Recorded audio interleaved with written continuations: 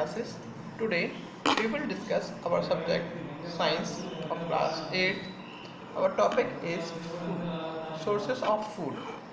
अभी तक हम पिछले कुछ वीडियोस में आपको प्रिपरेशन ऑफ सॉइल तक पढ़ा चुके थे। हमारा जो अगला टॉपिक है वो है सीड सिलेक्शन। तो हम आगे कंटिन्यू करते हैं। Seed selection of seed is an important step in agriculture. Seed को सिलेक्शन करना एक बहुत महत्वपूर्ण स्टेप होता है एग्रीकल्चर में। सीड शुड बी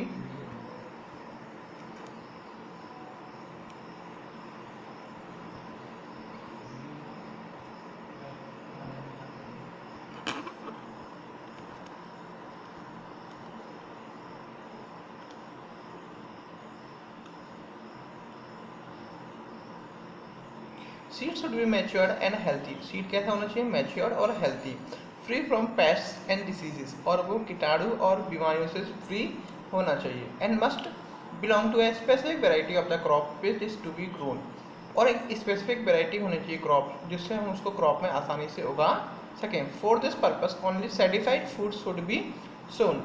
इस पर्पस के लिए खाली हम ओनली कौन से सीड्स को यूज़ करते हैं? जो सर्टिफाइड सीड्स आते हैं वो। हमारा नेक्स्ट टॉपिक है सोइंग ऑफ सीड्स। अब सोइंग ऑफ सीड्स हम दो तरीके से करते हैं, यानी कि सोइंग ऑफ सीड्स का मतलब क्या है कि सीड्स को बोना, ब्रॉडकास्टिंग।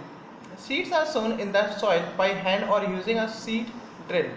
सीड को हम बोते हैं सॉइल में है दो तरीके से, या तो हम बाय हैंड के द्वारा या ड्रिल मशीन की यूज़ करके, सीड ड्रिल मशीन का यूज़ करके। This process is known as broadcasting. इस प्रोसेस को हम क्या बोलते हैं? ब्रॉडकास्टिंग। ब्रॉडकास्टिंग से मतलब क्या होता है कि ब्रॉडकास्ट मतलब होता है फैलाना, किसी चीज़ को फैलाना। क्या कहलाता है? Broadcast. A seed drill is a long metal tube with finger and funnel at the top. एक सीड ड्रिल क्या होती है? एक लंबी मेटल की ट्यूब होती है फिंगर के साथ, और इसमें एक फनल होता है। कहाँ पर? टॉप पर। The seed are fed from the funnel, there are be number of holes in this funnel.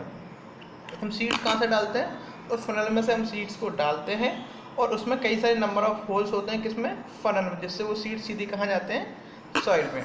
The drill is attached to a plug and is to plug makes furrow in the soil.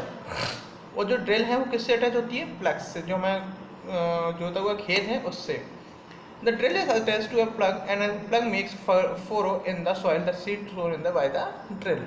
जिसकी मदद से हम क्या करते रहते हैं? जो seeds हैं उसको हम ड्रिल की मदद से उसको मिट्टी में डाल देते हैं। दूसरा है ट्रांसप्लांटेशन। ट्रांसप्लांटेशन से मतलब क्या है कि transplantation seed of some crops like rice, tomato, brinjal, cabbage. कुछ फसलों की सीड्स जैसे कि राइस, चावल, tomato, brinjal, cabbage etc are first sown in the nursery allowed to grow into tiny plants called seedling. सबसे पहले जो सीड्स होते हैं जैसे कुछ क्रॉप्स के, जैसे कि राइस, चावल, जैसे हम धान भी बोलते हैं, टमाटो, ब्रिंजल, कैबेज, इन सबको हम सबसे पहले कहाँ उगाते हैं? नर्सरी में।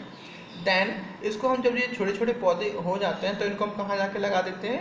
खेतों में। जिससे इनकी क्या होता है? इसको हम क्या बोलते हैं? इस प्रोसेस को क्या बोलते हैं? सीडलिंग बोलते हैं। The healthy and well developed seedling are then picked out and transfer to the main field. जो अच्छे से फील्ड निकल के आते हैं उनको हम कहाँ ट्रांसफ़र कर देते हैं? उखाड़ के या निकाल के उनको कहाँ ट्रांसफ़र कर देते हैं? जहाँ पर हमें मेन फील्ड में उसको लगाना होता है। Transfer and replantation of the seedling from nursery into the main field is called transplantation. Transfer करना और दोबारा से रीप्लांट करना उस सीडलिंग को जो हमने नर्सरी में उगाए हैं प्लांट्स को मेन फील्ड में लगाने को, इस पूरी प्रोसेस को हम क्या बोलते हैं? ट्रांसप्लांटेशन। यानी transfer and replant of a seed, it is called transplantation. Since only the healthier seedling are selected to the grower, further the crop yield increase. ठीक है। While sowing of seeds, the following points need to be kept in the mind. जब हम seed को लगाते हैं, उगाते हैं, तो हमें कुछ पॉइंट्स को ध्यान में रखते हुए ये काम करना होता है। जैसे कि नंबर ए है, seeds are seedling must not be placed too close to one another, otherwise they will not receive sufficient sunlight, water and nutrient. Seeds को और सीडलिंग में दोनों के बीच में बहुत ज़्यादा क्लोज नहीं रखना, यानी कि बहुत ज़्यादा चिपका के एक दूसरे के पास नहीं रखना है। नहीं तो क्या होगा कि दोनों को ना तो सफिशिएंट लाइट मिलेगी, सनलाइट मिलेगी, ना वाटर ना nutrients. Seeds and seedling should be placed too far apart because it will be a waste of field space resulting into less yield। हम इनको बहुत ज़्यादा दूर भी नहीं करना है, क्यों? क्योंकि ये क्या होगा, फील्ड जो है हमारी उसका वेस्टेज होगा, ठीक है।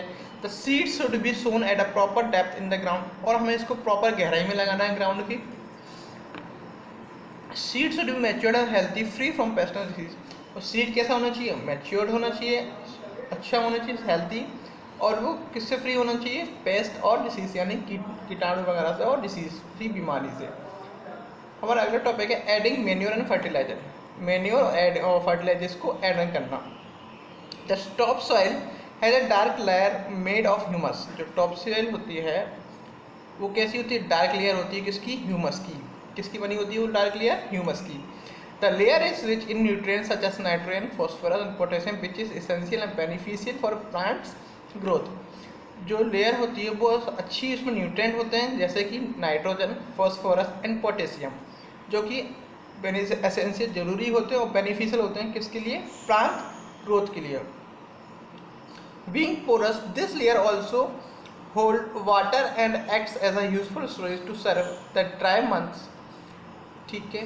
और ऐसी फील्ड क्या रहती है, नमी होती है, जिससे ये पानी को अपने लेयर में सोख के रखते हैं। जब पानी ड्राई मोसीजन मंथ्स में, यानी कि जब सूखा पड़ता है उस टाइम पे ये फसलों को पानी देने का काम भी करते हैं। Every crop uses a substantial amount of nutrient present in the soil. हर एक क्रॉप में एक सब्सटेंशियल अमाउंट होता है न्यूट्रिएंट का, जो कि किस में प्रेजेंट होता है, सॉइल में। The soil can be replanted and nutrient by adding manure and fertiliser. और जब सॉइल को न्यूट्रिएंट की कमी हो जाती है तो उसको हम क्या मिलाते हैं, उसमें खाद। मैन्योर मतलब क्या होता है, खाद और fertilisers. Manure is made of animal waste like dung, urine, plant waste such as nutrient such as nitrogen, phosphorus and potassium। Manure क्या आता है, मेनली किससे मिलके बना होता है, मैन्योर मिलके बना होता है एनिमल वेस्ट से, यानी कि जैसे कि वो गोबर वगैरह का अपन खाद डालते हैं, ठीक है। प्लांट वेस्ट यानी कि जो सूखे हुए पत्ते होते हैं उनको भी हम खाद, ऐसा खाद यूज़ करते हैं प्लांट्स के लिए ही। क्यों? क्योंकि इनमें सबसे ज़्यादा न्यूट्रिएंट किसका पाया जाता है, नाइट्रोजन, फॉस्फोरस और पोटेशियम का।